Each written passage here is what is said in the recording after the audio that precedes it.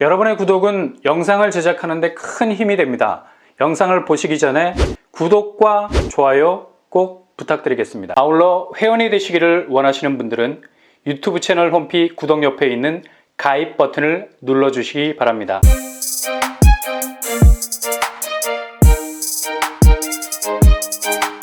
안녕하세요. 뻔뻔한 북독방입니다. 누구나 청약자라면 신축 아파트에 당첨이 되는 게 지상과제죠.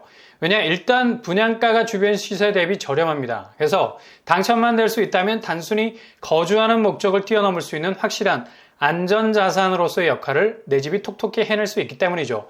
이미 한국은 부동산이 가장 무게감 있는 안전자산으로 자리 잡은 지 오래입니다. 은퇴하고 남은 여생을 보낼 수 있는 가장 확실한 수익 창출의 통로가 될 수 있다는 얘기죠. 일단 최후의 수단으로도 주택연금을 통해서 매달 일정한 금액을 수령할 수 있는 또 다른 노년의 수익 구조가 될 수도 있고요. 이보다 더 적극적으로 접근하자면 그렇게 사놨던 집이 꾸준히 그 가치가 오르면서 완전히 생각지도 못한 수준에까지 이르는 유형의 자산을 일궈낼 수도 있습니다. 이런 부분은 내 집을 가지고 있는 분들이 대부분 그려내고 있는 내 집에 대한 그림일 것 같습니다.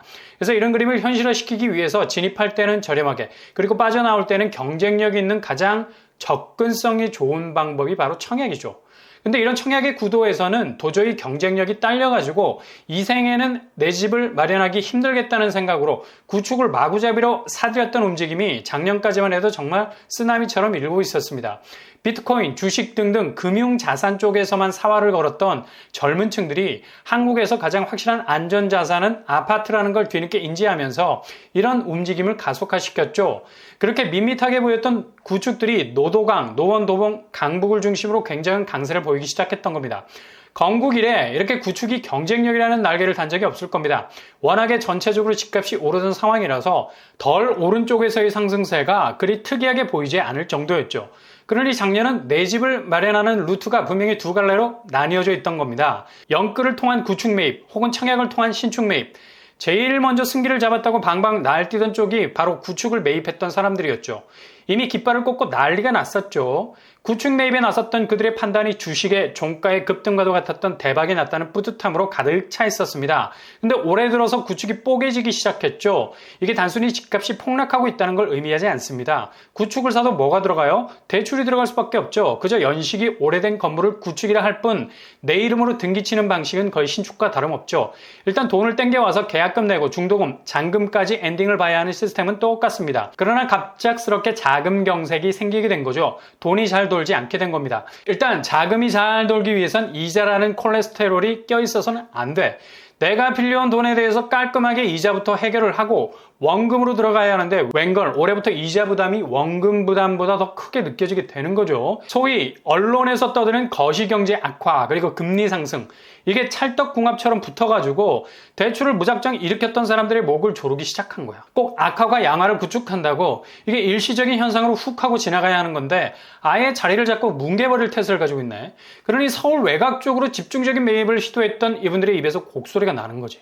한때 잘 나갔던 의왕과 안양은 거의 최대 4억대까지 집값이 떨어지고 있어요. 이거 구축의 대반란이야 뭐야. 그토록 금융시장에 된소리를 맞은 경험으로 최고의 안전자산은 부동산이라는 신념으로 구축을 사뒀건만 얘네들이 비실비실 최근에 인덕원과 동탄을 연결하는 인동선 계획이 물거품으로 돌아갈 거라는 불안한 전망이 나오면서 아파트 가격은 떡상이 돼도 모자랄 판인데 떡나게 됐죠. 평촌 푸른마을 인덕원 대우 84제곱이 12억 4천이었다가 8억 6천으로 급락. 그리고 인덕원 푸르지오 엘센트로 84제곱 12억 8천에 거래 3억이 떨어졌습니다. 그냥 인동선 폐기론이 직격을 한 거라 주변 아파트값이 폭격을 맞은 거였죠. 다행히 기획재정부에서 인동선 사업계획 적정성 검토로 결론을 내면서 인동선 폐기의 위험은 사라졌지만 여전히 충격에서 벗어나지 못하고 있는 상황. 의왕 안양은 경기권이지만 어마무시한 교통호재가 걸쳐있는 곳이라 구축을 사들였던 분들에게는 최고의 타깃이 되었던 곳이죠. 거의 이런 움직임 때문에 40% 정도 아파트 가격이 올랐는데 이게 반대로 40% 정도가 빠지고 있는 상황. 그러니 큰 돈 들여서 여기를 매입한 사람들은 불안. 대출금리는 올라서 이자도 두근거리는 상황인데 원금까지 가기에는 머나먼 정글. 자칫 이대로 아파트 가격이 계속 주저앉게 되면 경기권 아파트 대장단지들의 위상은 치명타를 입게 되죠. 기준이 무너지게 되면 도미노 현상이 일어나게 되는 겁니다. 그 뒤에 서 있는 아파트들은 여지없이 무너지는 거죠. 아마 구축 경기권 아파트들은 내년까지 이런 고전을 면치 못하게 될 겁니다. 그러나 아예 폭삭 주저앉는 게 아니라 다시 반등의 시점을 찾게 될 거고요. 이게 구축에서 끝나는 것이 아니라 수도권 신축도 위기를 맞이하고 있죠. 미분양 물량이 속출하고 있습니다. 한국부동산원은 상반기 수도권에서 나온 무순위 청약이 2,788가구로 지난해 상반기보다 2배로 증가한 수치를 보였다고 해요. 서울이 99가구에서 781가구, 경기가 1294가구에서 1553가구로 늘었죠. 그만큼 아무리 신축이라 해도 입지와 규모가 애매하게 되면 청약자들은 아예 버린다는 겁니다. 이렇게 버릴 수 있는 판단을 초기에 실행했다면 좋은데 그냥 찍어서 들어갔는데 대출금리가 오르게 되면서 자금 부담 때문에 위기감이 드는 거야. 그러니 신축 아파트 준공이 다 끝나면 그곳에 당첨된 사람들이 입주를 해야 되잖아. 근데 최근 입주 수요가 대폭 줄어들고 있다는 소식이 들리죠. 무주택자 같은 경우는 잔금 치르고 본인이 들어가 살려고 했는데 자금이 부담이 돼.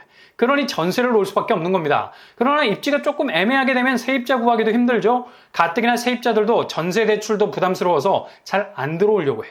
왜 다들 월세로 방향전환을 했겠어요? 전세대출 이자 갚느니 차라리 월세 사는 게 저렴하다고 생각하는 거죠. 게다가 1주택자 같은 경우는 처분 조건이 6개월에서 2년으로 늘어났지만 지금 서울의 거래 상황은 절벽, 완전히 후려친 가격으로 내놓지 않고는 집을 물어가지 않죠. 그러니 새 집으로 들어갈 시간은 촉박하고 기존 집은 안 팔리고 발을 동동 구를 수밖에 없는 거죠. 아무리 호가를 낮춰도 입질이 없어요. 그러니 마이너스 프리미엄까지 나오게 되는 거죠. 손해보고 팔 수밖에 없다는 겁니다. 그러니 새 아파트 입주 비율이 떨어질 수밖에. 아무리 새 아파트 분양받아도 잠이 안 오는 거야. 이게 좋아서 잠이 안 와야 되는데 자금 때문에 너무 불안해서 잠이 안 오는 거죠. 주택산업연구원이 최근에 발표한 7월 아파트 입주 전망 지수는 68.3으로 2020년 67.5 이후 최저치를 갈아치우고 있는 상황입니다. 이렇게 되면 아무리 새 아파트가 들어서도 전세 물량 해소가 안 되면 신축 아파트 분양받는 데 성공한 분들에게는 그야말로 나이트메어, 악몽이 되는 거지. 전세 보증금을 예상하고 들어왔는데 여기서부터 막혀버리게 되면 잔금 엔딩을 보는 게 너무도 힘들어지게 된다는 겁니다. 그러니 현재 구축을 사들인 사람들은 떨어지고 있는 서울 외곽의 집값 때문에, 그리고 신축을 분양받은 분들은 자금 문제 해결이 안 돼서 입주를 하지 못하게 되는 상황까지 벌어지고 있죠. 그러니 현 부동산 상황이 그리 좋은 분위기는 아니라는 얘기입니다. 그러나 이런 경색은 내년 하반기부터 풀리게 될 겁니다. 청약을 준비하시는 분들이 걱정이 많으실 텐데 일단 셀프 자금 체크 철저히 하시고요. 입지에 대한 판단 디테일하게 하셔야 됩니다. 지금은 모든 곳이 올라서 아무데나 찍어도 되는 때가 아니라 모든 곳이 떨어지고 있기 때문에 잘 판단하셔서 최초 분양가는 가성비가 있으면서도 충분히 플러스 프리미엄을 가져갈 수 있는 곳으로 청약을 진행하셔야 되겠습니다. 서울의 분양가 상한제 재건축 단지 필히 찍어 놓으셔야 되고요. 경기 외곽은 위험도가 조금 높은 편이고요. 그러나 교통호재가 있는 곳들이 지금은 흔들리는 것 같지만 부동산은 일정한 사이클을 가지고 있기 때문에 반등의 시점에는 확실한 역할을 할 겁니다. 일자리 연계성이 좋은 교통 입지를 가진 곳 중심으로 리서치 하신다면 큰 문제는 없을 것으로 보입니다. 현재는 청약 위주로만 움직이시는 것이 제일 안전한 방법일 수 있겠네요.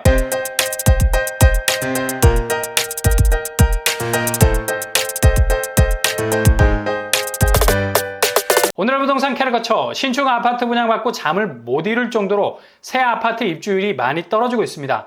전세 대출 금리도 올라서 전세를 주고 싶어도 세입자를 쉽게 구하기 힘들죠. 차라리 월세로 가자는 수요가 지배적, 1주택자는 기존 주택을 처분하자니 거래 절벽으로 매매가 안 돼 마이너스 피를 받고 내줘야 하는 경우도 생깁니다. 분명한 부동산 하락기, 그러나 이게 기회일 수 있습니다. 이런 저점에서 경쟁력 있는 내 집을 확보할 수 있다면 반드시 고점에서 새로운 자산 구조를 소유하게 되는 역전이 분명 일어날 수 있다는 사실 기억하실 수 있기를 바랍니다. 항상 여러분의 길이 꽃길만 되실 수 있기를 바랍니다. 이상으로 뻔뻔한 복덕방을 마치겠습니다. 구독과 좋아요 부탁드립니다. 감사합니다.